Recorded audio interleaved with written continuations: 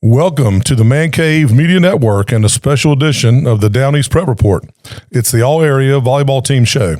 I'm your host, Steve Goodson, and along with co-host Chris Miller. Joining us on today's show is the All-Area Volleyball Player of the Year, Kinsey Cave, a junior from East Duplin High School, and head coach Susan Miller Raynor.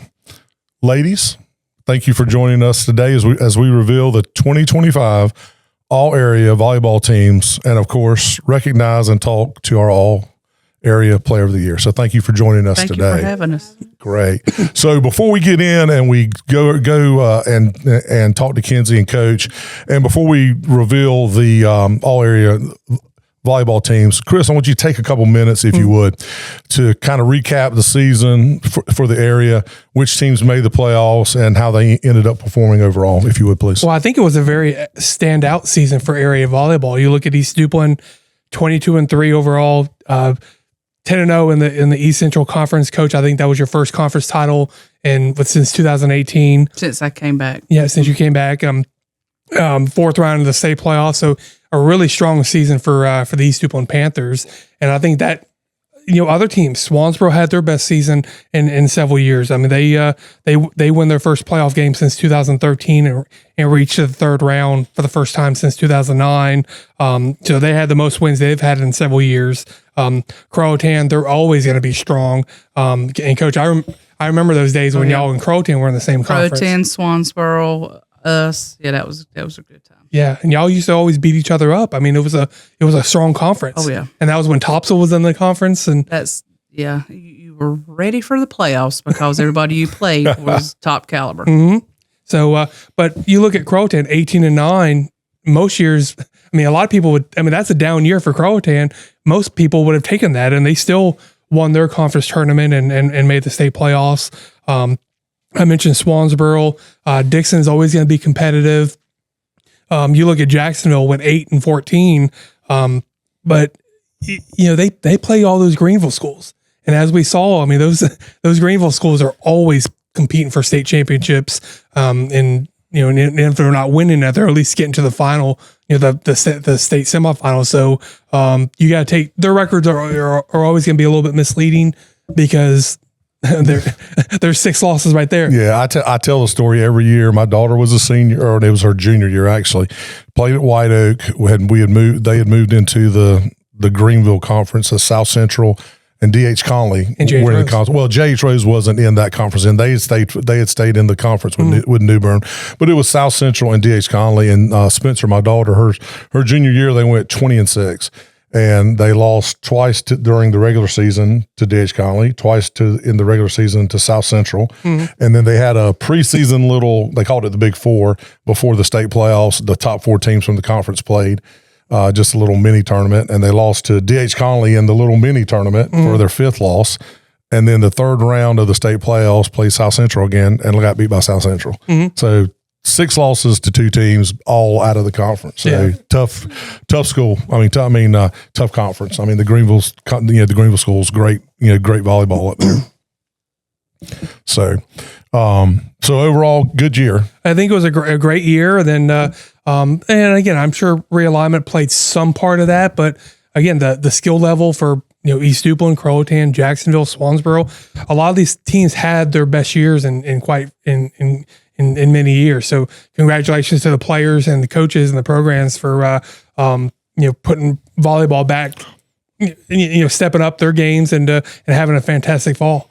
And I think, I think that's an awesome segue into the 2025 All-Area Volleyball Team. And I think the selections from the various schools and actually upperclassmen and underclassmen kind of reflects that. So let's hop into that real quick before we talk to Kinsey and Coach, and we'll show the 32 players that made first, second, and third team. Yeah, and I know people are gonna. I said this, when we did soccer and football, that I try to weasel my way out. But Coach, I talked to you coaches, and it's like, hey, Coach, what's your thoughts on this player? What's your thoughts on this player? And there were a lot of really good teams, and I know people are going to say, well, 10+1 for a first team, because I always like putting the player of the year on the first team as well. So 10+1, that might have been too much, but I don't think you can. I don't think so, especially volleyball now. You have to have a very well-rounded team. I mean, we carry 11 people that play consistently. So I think that's pretty good. Yeah. And that's something interesting. You said well-rounded, and I think the team that's been selected kind of shows that. So the 2025 All-Area Volleyball Team highlights the very best from the season, defined by competitive balance, postseason success, and all-around excellence. A total of 32 players from 11 different schools earned all-area recognition this year, split across first, second, and third teams, with coaches nominating players for first and second team honors. The list reflects both individual production and impact on team success. This year's selections lean heavily on experience. 18 seniors were honored for providing leadership and consistency to teams that made deep runs in the playoffs and deep runs for conference title pushes. At the same time, the selection of 9 juniors and 5 sophomores underscores the strength of the underclassmen, with several players already producing at elite levels, and we happen to have one with us today. So, program depth also stood out across the list. East Duplin and Swansboro led the way in total selections, reflecting seasons built on balance and team chemistry. Croatan, Jacksonville, Dixon, Liberty Christian, Southwest, White Oak, Northside Lejeune, and Jacksonville Christian Academy were also represented, reinforcing the wide competitiveness footprint of volleyball in the area. Statistical versatility was another defining trait of this year's teams. Many honorees contributed across 4 or more categories: kills, assists, dig, aces, and blocks, highlighting that our area has multi-dimensional players capable of changing matches in different ways. In addition, several athletes also earned all-state and all-conference recognition. But beyond the numbers, the 2025 All-Area team tells a broader story. Veteran leaders finishing strong, young stars announcing themselves early, and programs establishing foundations that promise continued success.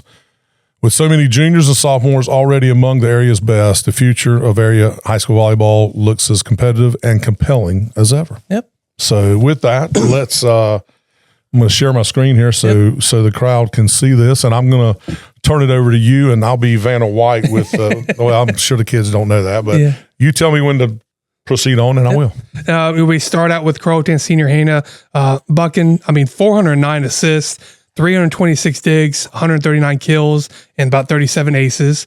Of course, Miss Cave, Kinsey Cave, East Duplin Jr., 205 assists, 178 kills, 159 digs, 52 aces, and 30 blocks. We got to get that block number up a little bit.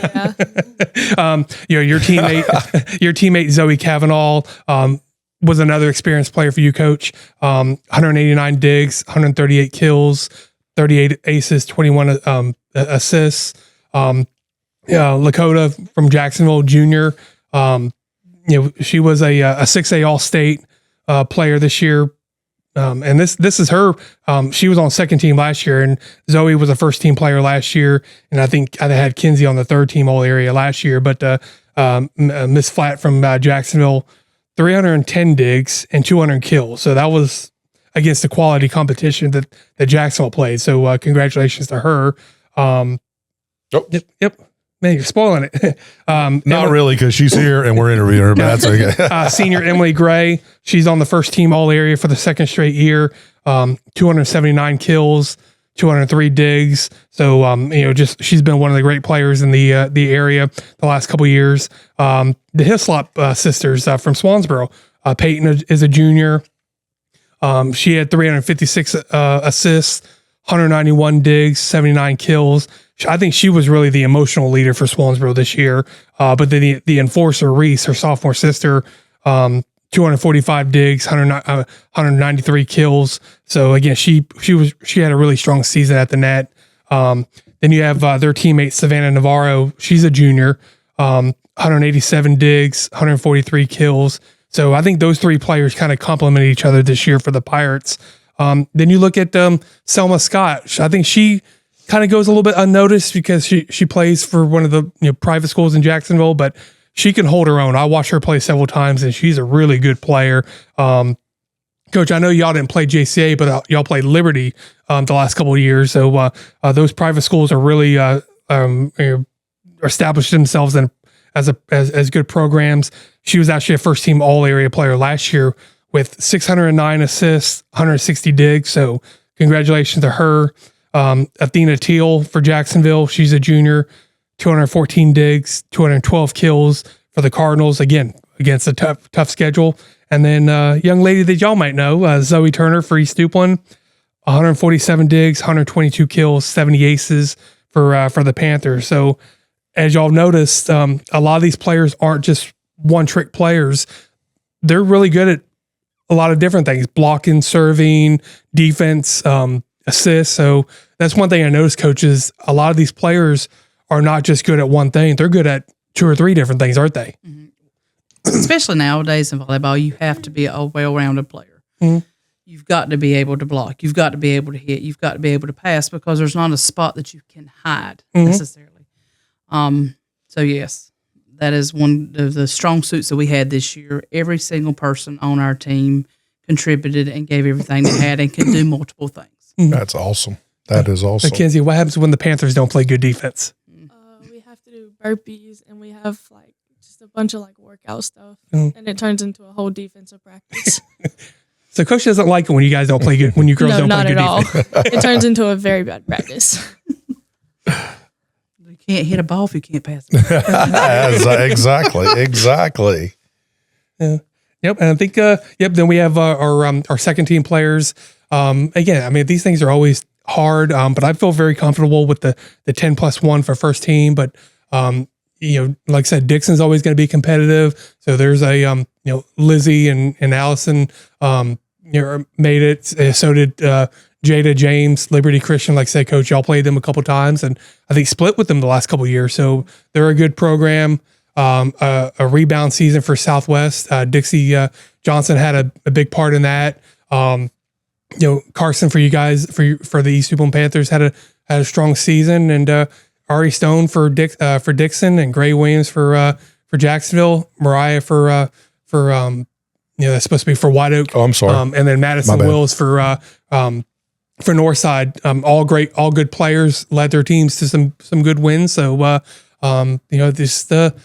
lot of these players are kind of on the cusp, and but same thing. Lauren really helped y'all out this year. Lejeune had a good season. Won some games. Went to the playoffs. I have Sam Hearn from Liberty Christian again. They were better than I think a lot of people realized. Anna has been a contributing player for JCA. Taylor for Southwest again. So all these different girls had different moments throughout the year that helped their team have success. And of course, as I revealed it earlier, but she wouldn't be here if she wasn't the player of the year. Of course, we have our all-area player of the year, of course, Kinsey Cave from East Duplin High School. So, last thoughts on the all-area team, first, second, and third. And I don't think there's any. I don't think anybody can complain. People are always going to complain. Coach, that. You can't please everybody, but I feel very confident. She was the best player. I mean, knowing what y'all did this year, and she was a leader for that. And of course, it took the entire team, to do that. But she was a vocal point for. My thing with her is that she does it all. Mm-hmm. She blocks, she sets, she kills, she digs, she serves, and there's. I've done this a long time, y'all. This is my 25th year, and it's hard to find a player that could do all facets of the game, and that's what she does. Mm-hmm. And y'all won a conference championship. You went to the 4th round of the playoffs, and we played some pretty stout people in the playoffs too. Yeah, I saw that you guys played Carborough, and I know from when my daughter played travel volleyball. And played with the triangle. A lot of kids come from obviously. And the gentleman who coaches has been there forever, and he's a phenomenal coach. Yeah, so that was a big win for us. We had never faced them because I think they were a higher seed or higher classification last year. Yeah, so I think they're down with us. And we did a pretty decent job on our last game. Like a 3.5 hour drive kind of did us in. But it was great to see this team step up to competition that they really had never had the opportunity to do before because we'd always lost or won one game or lost our first game in playoffs. And Kinsey, I remember talking to you a couple weeks ago for the interview, and you talked about what these, all you girls kind of played for each other and were really close, and y'all didn't want to let each other down. Can you kind of tell me again, kind of what that bond between you and your teammates, what that meant to you and the other kids? It meant a lot because like we all kind of grew up with each other. So like we all played sports together. We all played like every time. Mm-hmm. So like when we realized that like after the first few games that we could be really good, we were like, hey, let's see how far we can go this year. And we just really enjoyed each other. Yeah, they've all played together. We have a little travel club in Chinkapin, and they've all played together for when they were tiny little. And then when they get to high school, they're busy with basketball and stuff, but they've all been together, and they generally enjoyed each other, I think. Mm-hmm. Like there was never, I don't think y'all have ever coached girls, but girls are special people. And sometimes in the middle of the season, you have to have conversations like, hey, we might not get along the best, but you have to on the ball court. But this is a year I didn't have to do that. Really? Oh, no. Yeah, you kudos to you. Patience of Job or Job's wife. or I'm getting old. I'm just mellowing. Yeah, because teenage girls, I raised one, never coached one, but I know that it's a special kind of relationship that exists there, especially with other teenage girls. So, yeah. I'm telling you, out of 25 years of coaching, this is the one team that they dealt well together. They were a family, and that's what it is. And everybody had different play things that they did well, but everybody gave everything they had every time the ball was touched. And that's all you can ask. That's all you can ask for. So Coach, she's saying the right things and nice things now, but what is she really telling y'all in the locker room and on practice? I mean, it's kind of the same in there, but there's definitely more like competitive. Like we're a lot more competitive in there. We're all hyping each other up. We're just bonding in there. And the best thing about it is they see the court like I do. I can make little adjustments, and they're intelligent. They can pick it up, and I can say, and this is what needs to happen, or they can tell me this is not working, this is what we need to do, and we can make changes on the court right then. We don't need to practice, and that is the best thing about it. Because everybody you play, you can set up an offense or you can set up a defense, but when you get into the actual game time situation, what you plan might not be working. I can change it, and they can facilitate that, and that is outstanding. Yeah, that's really rare. It's not having to go back to practice and talk about, okay, this happened during the game or the match, so next time this happens, let's create. You can call a timeout or between sets or whatever, and make those adjustments and go from there. So that's I trust them. Awesome. Like her and I are basically the same human, except many, many years apart.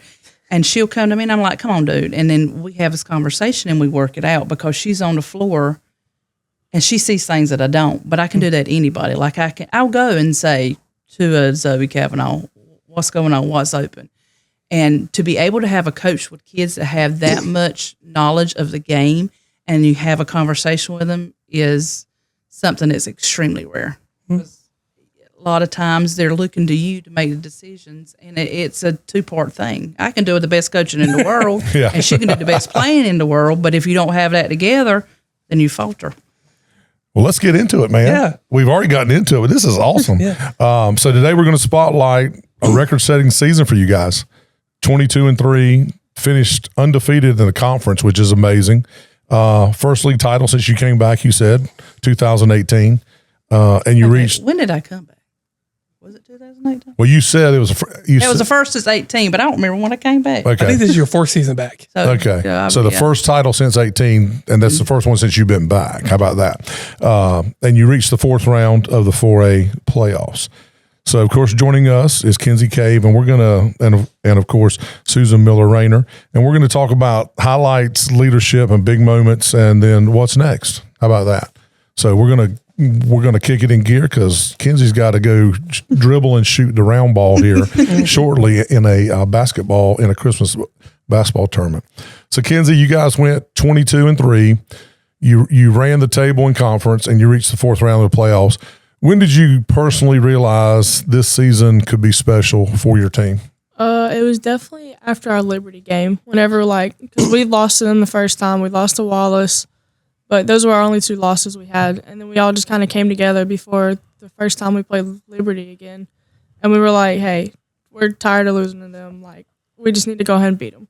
So was that 2 losses? So Wallace's conference. Oh, they're not conference. Okay. So with that, so those 2 losses were non-conference. They were non-conference. And they were early on in the season. Early on in the season. So you guys ran off 20 some odd in a row. Right. Yeah. Well, and when we visited them again, we beat them, and we didn't beat them like it was not close. You beat them. We beat them. Yeah, you beat them. So the hardest thing as a coach is to get children to believe that they can win. Now, this baby always believed she could win since she was in Chinkapin Elementary School. But to get the people around you to believe. And I think once we beat Jacksonville, I think that was that was a big one. I mean, Jacksonville's got some pretty tough they're pretty tough competition, I think, once they beat them. And then we played Liberty. We didn't do the best, but we came back, beat Jacksonville again, and then we changed our game plan. And we beat them pretty handedly. And then that was like, okay, it's spark. And then after that, we didn't lose again. That's awesome. So beyond the numbers, when you look back at the season, you said that the connection and chemistry stood out more than individual stats. So talk to me, and what made this group so different from maybe for teams that you've been a part of in the past? It definitely made it completely different because we all could do something and help each other out. Like if I was having a bad day setting, Lauren came in and could set. Bennett came in and set. If Zoe's were having a bad hitting day, our middles made up for it. Like everybody just made up for each other. That's awesome. That's exactly right. Many teams have a star, maybe 2 stars, and if that star's having a bad day, then you're having a bad day. I had 6 on the floor at all times that could do something. So if she was having a bad hitting day, Zoe Kavanaugh could step up. Zoe Turner could step up. That's great. So coaches described you as a floor general, almost like a point guard on the basketball team. How did your approach balancing setting, attacking, defense, and leadership? How did you balance that all at once? I mean, I kind of just played whenever I do whatever I could to help the team. Like whether it was setting Zoe 5 times in a row because she just wasn't missing, or just having to push deep whenever we got in tough spots or anything. Okay. Your numbers this year, a lot of them jumped just dramatically across the board. Assists, kills, aces, digs. What part of your game did you focus on improving the most coming into the season? It was definitely my setting because originally we didn't know where I was going to play. Okay. I was a middle blocker over the summer. I was at I didn't have a spot going into it. But last year at the end, I was a setter because we had one of our setters go out. So I just worked on setting the ball this year, really. Okay. She's a versatile player. You can put her anywhere. Okay. We had one of our setters go out and end the year, and she was still out this year.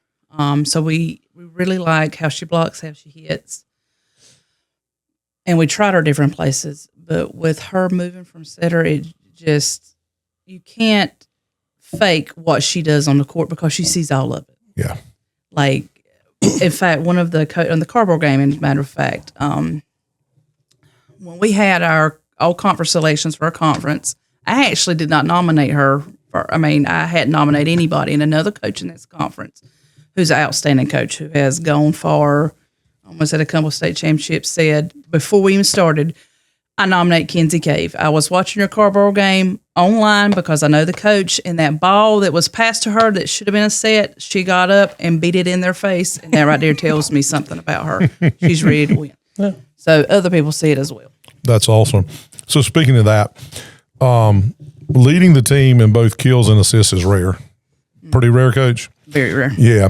How do you read the game and the example you just gave is great. So how do you read the game to know when it's time to attack versus time potentially to set up a teammate? Well, you just kind of watch the defense. If the defense isn't ready, you just attack them. But if they're sitting up waiting for it, then you just spread it around to everybody. Do you ever feel like, and probably not, because it sounds like you have such a a really diverse team of really talented players. But sometimes, do you ever get to want to get someone to? You don't want to set up, but you want to kill it. A lot. You do. Okay. Like, okay. If I can set it to myself and just go. I love it. That's Yeah. a good player. Like I'm old, but boy, ain't nothing like being on the floor and beating it in somebody's face. Yeah, that's my daughter used to. I would say I would watch her and her eyes would get big sometimes. Her eyes would get big, and knowing, just watching the floor, watching the players, and she would get excited and just knowing that. So that's good to know. So you stepped into a much bigger leadership role this year. How intentional were you about getting your teammates involved and keeping everyone confident and connected? It was every game because, like you said, it's not just one player out there; it's the whole team that has to work together to win. Okay. And being a setter, you have to be confident. You have to be kind of pardon my French, a turd a little bit. Yeah. I'm not going to win this game. I'm not going to lose this game, and you're going to come with me, and you're not going to lose either. And you have to have, like my best setters over the many, many years have been people who didn't want to lose, gave everything they had, and didn't care what other people thought. Yeah. She's done a good job this year, Tama, that I don't care what you think. And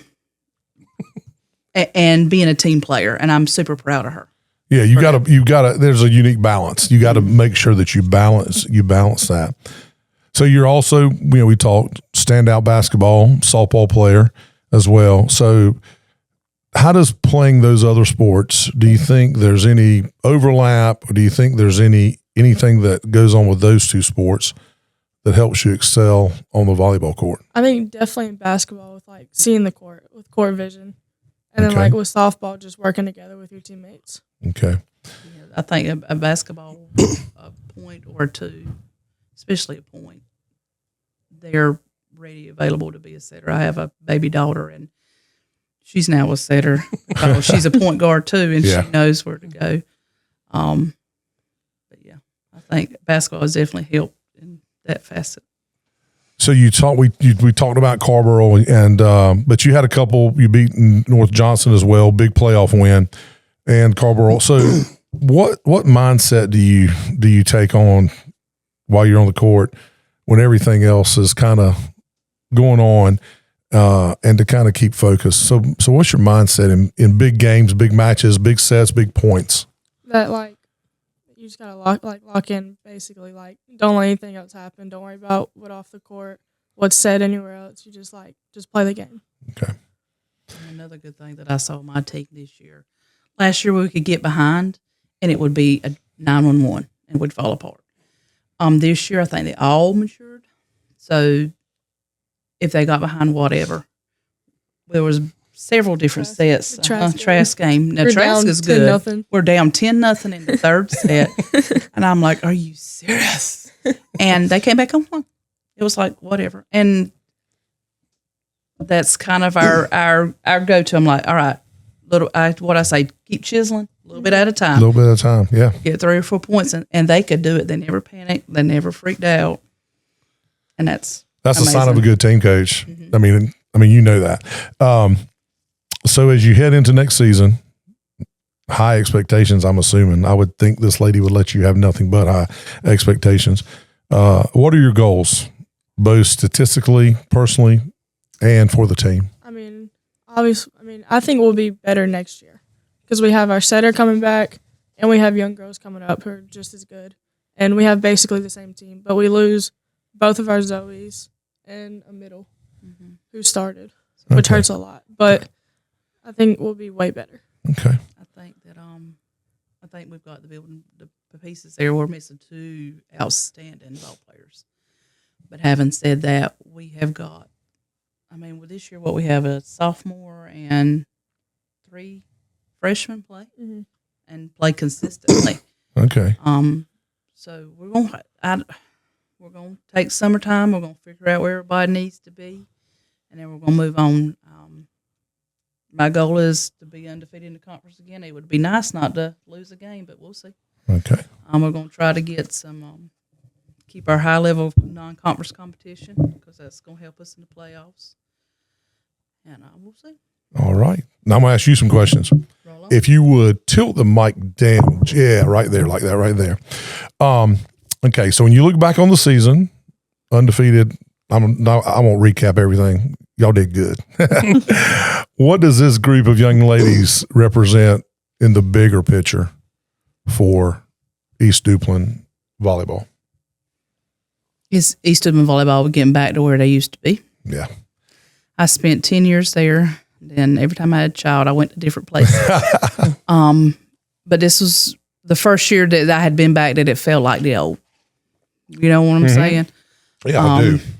I'm a different coach, older, more mellow, but the game is different. Back in the day, when we started, I mean, it was not as above the net, intense, running things as it is now. And it felt good. It felt good to be able to come into a practice and discuss things we need to do, and they pick up on it immediately. Do you think, and that's a great all script like I normally do, do you think now, much like basketball, the kids are just more athletic? We start earlier. Yeah. That's the deal. I mean, they're just so much more athletic.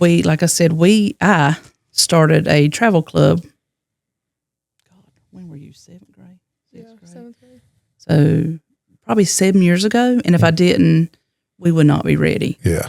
Middle school ball does not get you ready. You have got to play upper level competition and get ready, because I need you to know how to bump, set, and spike when you come to high school, so we can put in the blocking techniques and the different offenses. And so that's what you have to do. It is so much more advanced. Yeah. And you've got to either, as a coach, if you ever think you're too good, then you need to quit. Because every year I learn a little bit. I go to camps, we look at things. We love NC State camp. We went 2 years ago, and they really put a lot of things in my head that I never thought about, and we changed stuff. But you also have to change by your children. You can't do the same thing every year. Okay, so that's a great. So you got to adapt to your players. Can't. Yes, yeah. You'll have different players every year. So what I did last year is not going to work. So that's why when you ask me next year, I can't tell you what we're going to be, because I know that we're going to be there, but I don't know where this baby's going to play. Yeah, not going to until I walk on the court and see where she needs to be. I kind of have an idea, but as a coach, you have to figure that out. And it felt good coming in this year, even from camp. It just felt different. Mm-hmm. That everybody was ready to go, and our freshmen did a great job. Miss Holly, bless her heart, she did an outstanding job. Lorena had a good year. Lorena had in the playoffs. I mean, Blair, Howard, we had several freshmen that came in, and these children helped them grow. Yeah. They never treated them different. Now, I've had some teams where I had outstanding freshmen, and the seniors didn't like that. But that was not the case. Bennett, they made her feel right at home. And towards the end of the year, she was putting up big-time blocks and big-time hits. It's just a different group of young. That's awesome. And you ever notice coaches always referring to the players as children and babies? So well, they are my babies. Is she always this mama bear to all y'all? Always. Really? Every time. Yeah, even when we get in, I'm like, calm yourself down. So she tells me to calm down too, don't you, friend? So we talked about her being the floor general. What makes in your mind, what makes her understanding of the game so unique at this level? You can't create what's in her. Okay. And like you said, I've said before, I have a 11-year-old daughter that's a phenomenal athlete. Yeah. But she don't have that right there yet. That right there is going to win. She knows what's going to happen. She knows what she's got to do, and she figures it out. So you can have really good athletes and you can have really good heart, but to find two together that are not disrespectful and mean is a rarity. Yeah. So I'm going to ask you a rapid. So we're going to do some rapid fire questions here in a minute. But I want to piggyback something on Coach said real quick. What more? Do you hate losing more, or do you like winning more? I definitely hate losing more. That's okay. I cannot stand it. That is me. Yep. That's what I wanted to hear. So okay. So she had a good year last year, but now all area. Where did you see the biggest jump in her game? Her attitude and her leadership. Okay. She's always had the skills. She's always had to want to, but she's grown into a wonderful individual that can lead a team. Before, she had the skills, but it wasn't quite there. But this year, she's grown as a human, and I enjoy it. So let's piggyback on the leadership thing. How did the leadership impact the culture and chemistry on a team? Is everything? Mm-hmm. How did it impact that? It was irreplaceable. Really? We had seniors that were outstanding, great people. They were not disrespectful, but you needed that one fire underneath everybody that was not disrespectful that could light that. Like I said, you can have all the athletic ability in the world, but if you don't have that fire and want to, then it doesn't matter. She's a little spark plug, isn't she? Yeah. I mean, that's should have been my child, bless her heart. Mom, is that okay? And like you said, Coach, sometimes, you don't want the kids to be, jerks. But sometimes you have to have that meanness on the court, because if you don't have that meanness, the other team's going to take advantage. Well, and and there's a lot to be said. There's a lot of really nice kids out there, but there's a certain Kinsey's a nice kid. Right. That maybe changes a little bit when she steps across that line. And our team, we have a yin and a yang. Kinsey's fire, and then you had a Zoe Kavanaugh and Zoe Turner that were mellow. Yeah. And that I'm going to do my job. It is what it is. Fire and ice is what we had. Great balance. And it was great. Great balance. Y'all butt heads? I don't think we butt heads. No. We don't fight, but we get at it. And it's not ugly way it's like get brother at and it. sister argue. Yeah, it is. It's like da-da-da-dum, but it's never disrespectful and it's never ugly. We're basically the same human. So we talk it out in a manner, and then we're like, okay. It could be like how far a ball was out. It'd be like stuff over that. Or I'll say something, I was like, oh yeah, okay, you're right. And then, or vice versa. She'll say something, I'm like, no, it ain't. And she's like, oh yeah, you're right. So it's not disrespectful, but it's what you need as a coach. Well, you want her to be an extension of you out on the floor. Right. And so, because I can talk to her and her feelings not get hurt. And that's what I need. That's because I don't raise soft children. Yeah. That's exactly what you need. How many times have coach made you mad and you take it out on a kill? Good amount. Good amount. Yeah. Probably 75%. I'm sure. Yeah. I'm sure that's the case. A lot of practice too. Well, I'm good with questions except the rapid fire. So do you have anything else? I had one more question. I might have asked you this before. Who's the nicest coach between Coach Lane, Coach Susan, and Coach Jenkins? And who's the meanest one? I'm going to get you in trouble. Be careful. It's all the same. Okay. It just depends on the day. Depends on the day, how the season's going. It all comes into it. That's awesome. A good answer. So now I've got some rapid fire. I've got some stuff for you. Just for the first thing you think of, if you would tilt the mic down just a little bit. Yeah, like that right there. That's perfect. Okay. So here we go. Rapid fire. First thing that comes to your mind. Favorite match from this season? The Wallace game. Whenever we beat them 3-0. Okay. Hardest position on the floor you play during a match? It's not really a position, just having to pass. Okay. I didn't know it was it. Okay. One skill you're obsessed with improving? My hitting. Okay. Favorite thing about being a multi-sports athlete? Always staying active and always in shape. Okay. And when I ask you this off air, volleyball, basketball, or softball, you can only play one. What's it going to be? Basketball. 100%. Yeah. I knew that answer, but I wanted to ask you. Sorry, Coach. I want everybody else to hear it. All right. Best advice you've ever received from a coach? Never let down. Never let your feelings get in the way. Okay. Your go-to pre-match hype song or artist? I don't really listen to music before games. You don't? What do you do? It's just, this is a locker room thing, but we all just we have a turtle box and we all just get hype in there, but it's not really a specific song. Okay. Toughest moment of the season? Probably the last game, whenever we knew something was coming to an end. Okay. One word to describe this East Duplin team. One word. Can I come back to that one? Yep. You only got one left, so you got to come back quick. One word to describe your mindset heading into next season. Better. Better. So we're back to one word to describe this East Duplin team. You can't even put it into one word. It was just like unforgettable. Okay, that's The good. best year I've Unforgettable. Unforgettable. All right, Coach, here we go. Oh, Lord. Yep. First word that comes to mind when you think of Kinsey Cave. Fighter. Speaking to, I want to hear fighter. Harder to coach, talent or leadership? Leadership. Okay. One thing you can't be taught in volleyball. Heart. I love it, Coach. Man, me and you could be the same person. I'm just telling you. Most underrated strength of this year's team. Underrated strength. Family. Favorite part of coaching high school volleyball for you? I love my children. Say that loud. I love my children. That's what I wanted to hear. One habit Kinsey has that young players should copy. Determination. Okay. Conference title or deep playoff run, which matters more Deep in playoff the run. long term? Deep playoff. playoff run. I agree with you.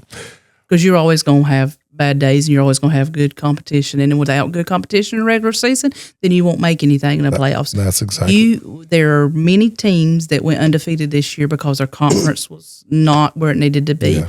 And you have to lose tough games like a Liberty and a Wallace to get your grit where you need to be for playoffs. Yeah, and I would totally agree with you. We've talked to volleyball. I mean, we've talked to football folks. We've talked to soccer coaches, and you can't pick your conference. Your conference is your conference. You got to play those games, but you can select your non-conference games to prepare you. If say your conference might not be as strong, you can play really stiff non-conference teams to get you prepared for conference and get you where you need to be. And I think Texas A&M proved that because they had some losses and they did, but when they came back, they annihilated just about everybody the last 3 games. And we did the best at East Duplin in the playoffs when we had the Croatans and the Swansboroughs and the everything. And you've got to get your tail beat every once in a while to get better. Yeah. Well, and I think the thing that sticks out to me beyond, and I got one question, and then I'm off script again. The thing that sticks out to me beyond Kinsey just being just a versatile spark plug, the heart of the team leader, but from a team perspective, is that you got it.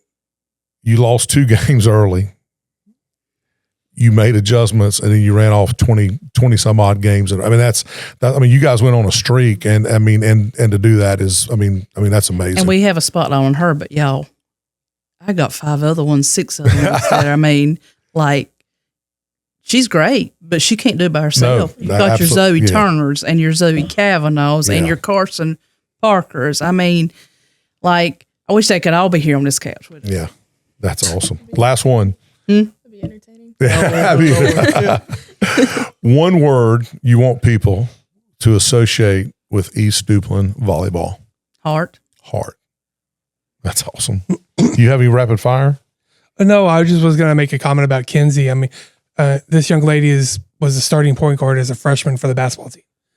So I quickly saw right away, don't get in her way and don't make her mad because she's going to take over, and was really impressed there. And then her skills have always been there, Yeah. but now her brain and her heart is there. Yeah. She knows how to contain it. Even on the basketball court, I love to watch her. Yeah. So, it's fun watching her play with, volleyball, basketball, softball. I know the coaches, Coach Lane, Coach Jenkins, maybe even Coach Susan, they're lucky to have you, and they're thankful to have you. So keep up the good work. That's awesome. Yeah.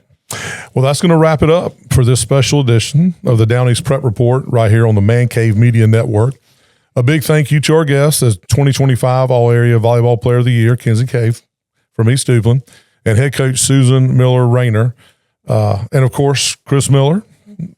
There's no relation there, is there? No, I don't think so. No. Okay. For helping break down an outstanding season across the area. And we want to say congratulations to all 32 players. Coach, you highlighted the 2 Zoes, and then I think there was another Carson. Yeah, and but including with them, just all the ladies that were selected to all 3 teams. Their hard work, dedication, and performance this season has, like you said, man, it's kind of set a standard. And, I know a lot of teams are expecting bigger and better things next year. So for Chris Miller, I'm Steve Goodson. Thanks, everybody, for listening. And we are recording this before Christmas. We hope you have a great Christmas.